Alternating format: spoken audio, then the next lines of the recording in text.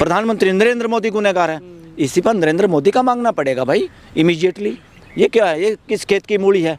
जो मंत्री है, शिक्षा का मंत्री है, किस खेत की मूली है? इसके हाथ में क्या है? ये तो प्यादे हैं सारे के सारे मंत्री। असली गुनहगार कोई है तो प्रधानमंत्री पे पद पे बैठा हुआ आदमी नरेंद्र मोदी जिम्मेदार है और गृह मंत्री जिम्मेदार है। दिल्ली पुलिस किसके अंडर में है? होम मिनिस्टर के। कौन है होम मिनिस्टर? अमित शाह। अमित शाह क्या काम करेगा? जो नरेंद्र मोदी के लिए ठीक होगा वही काम करेगा, वही पुलिस को देगा। अब तो इस नाम से जाने लगे हैं लोग। इनको देश का प्रधानमंत्री और गृह मंत्री भी नहीं कहते लोग, इनको कहते हैं गुजराती जोड़ी। इस्तीफा मांगना पड़ेगा गृह मंत्री का भी और इसका प्रधानमंत्री का भी। असली गुनहगार ये हैं देश के, इन्हीं की छत्र छाया में सारा कुछ काम होता है। किसको क्या व्हाट्सएप पे मैसेज देना है, किसको क्या बयान देना है, किसको क्या करना है, किसको कोई एमएलए एमपी खरीदना, ये सारा का सारा। और देश के अंदर जो चंद घरानों का सब कुछ बेचा जा रहा है, ये इसीलिए क्योंकि वहीं से 2 नंबर का सारा पैसा राजनीति में, राजनीतिक षड्यंत्र करने के लिए, एमएलए एमपी खरीदने के लिए, सरकारें गिराने के लिए, ये सारे उल्टे पुल्टे जो काम हो रहे हैं, इसमें 2 ही गुनहगार हैं। मेन नरेंद्र मोदी, दूसरे नंबर अमित शाह। शिक्षा मंत्री तो बड़ा बाद में आता है, चलो वहाँ से शुरुआत ये नौजवान कर रहे हैं, अच्छी बात है। जैसे अंग्रेजी राज में, अंग्रेजी हुकूमत में पुलिसिया राज जिसको कहते हैं, तो देश में भी एक तरह से पुलिसिया राज है जो कि लोकतंत्र के खिलाफ है, संविधान के खिलाफ है। इस बात पे देश को ध्यान से देखना चाहिए और जो पुलिसिया राज चला रहे हैं उन लोगों का सत्ता से हटाना भी जरूरी है, उन लोगों के खिलाफ प्रदर्शन भी जरूरी है। और अब तो ये बच्चे खाली कि सिर्फ एक शिक्षा मंत्री का इस्तीफा मांग रहे हैं। जरूरत पड़ेगी इस देश में, और आज जरूरत है कि सीधा इस्तीफा इस देश के प्रधानमंत्री का मांगा जाए। लोकतंत्र में संख्या के आधार पे आप राज नहीं कर सकते, वो एक प्रोविज़न है।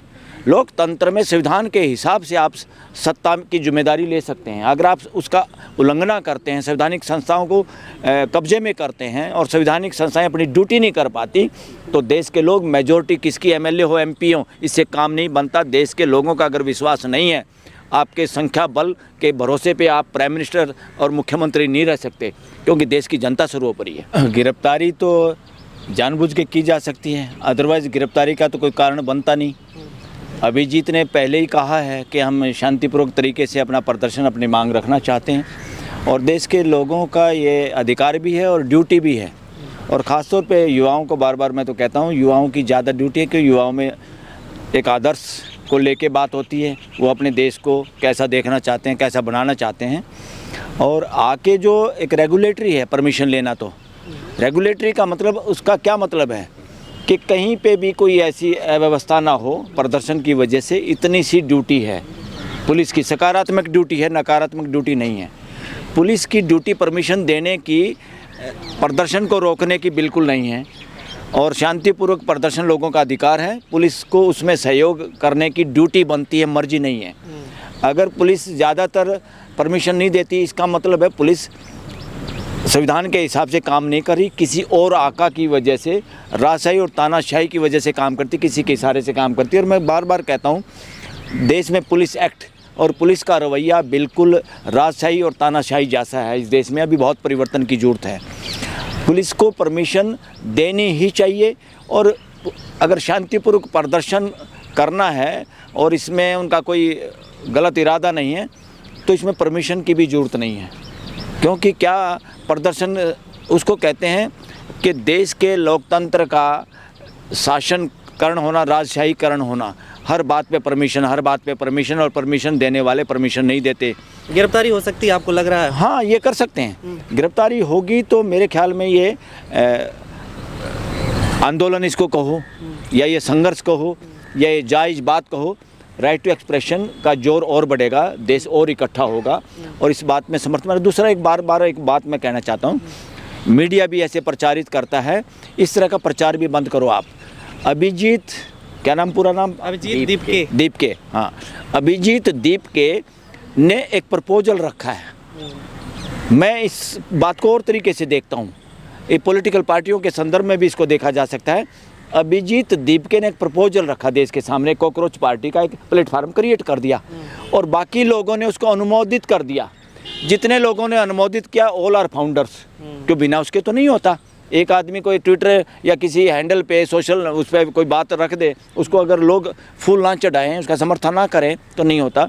इसलिए इसको मानव केंद्रित ना करके, एक अकेले पे केंद्रित ना करके, अब ये कॉकरोच जनता पार्टी जो है इस देश की युवा जनता की है खास तौर पे, और सीनियर जनता उसके साथ है, सबके साथ। आप साथ हैं कॉकरोच जनता पार्टी यस के यस इस सामान्य यस।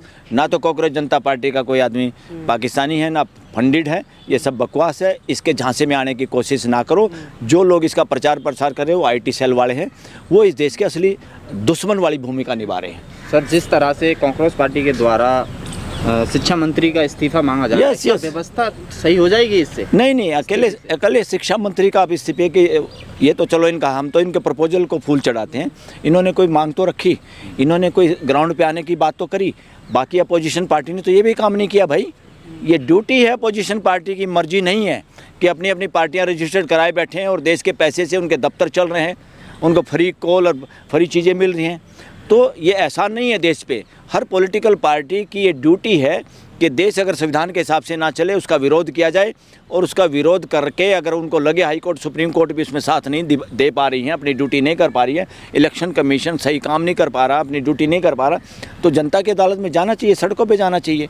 तो अपोजिशन पार्टी फेल हुई है, इसीलिए कॉकरोच जनता पार्टी रूपी देश के युवाओं को सामने आना पड़ रहा है, और ये हम इसका समर्थन करते हैं। सोनम वांगचुक और प्रकाश राज जो समर्थन कर रहे हैं, दो लोग, हाँ। क्या लगता है ये अन्ना आंदोलन की तरह से कुछ ऐसा होने वाला है आपको? नहीं, इस तरह के इस बार देश धोखे में नहीं आएगा, झांसे में नहीं आएगा।